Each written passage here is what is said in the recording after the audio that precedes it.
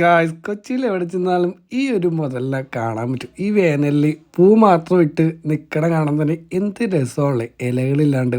ഇതിനൊരു പേരുണ്ട്, എല്ലാവരും പല പേരും വിളിക്കും കേട്ടോ. പക്ഷെ ഞാൻ ചേട്ടനെ കണ്ടുപിട്ടി ഈ ലേംബ്രേഡിൻ്റെ ഫ്രണ്ടിൽ വെച്ചിട്ട്. പുള്ളി ഈ ഗാർഡനൊക്കെ നോക്കണ ഒരാളാണ് കേട്ടോ, രാജീവ് എന്ന പേര്. പുള്ളി പറയുന്ന സ്റ്റോറി ഉണ്ട്. ഇതിൻ്റെ പേര് പറയണമെന്ന് വെച്ചാൽ നീർമാതളം എന്നാണ്. ഇതിൻ്റെ സ്റ്റോറി എന്ന് വെച്ച് കഴിഞ്ഞാൽ വേറെ ഒന്നുമല്ല, ഇതിൻ്റെ അടിയിൽ നിന്നാണ് മാധവിക്കുട്ടിയമ്മ കുറേ കഥകളും കാര്യങ്ങളൊക്കെ എഴുതിയേക്കണ തന്നെ. ഞാൻ ആ പുള്ളിനെ പരിചയപ്പെടുത്താട്ടോ. പുള്ളി കുറച്ച് കാര്യങ്ങളൊക്കെ ഇതിൽ പറയുന്നുണ്ട്. ചെറുതായിട്ടൊന്ന് കൂടും, പിന്നെ ഒന്ന് വലുതായിട്ട് അങ്ങോട്ട്.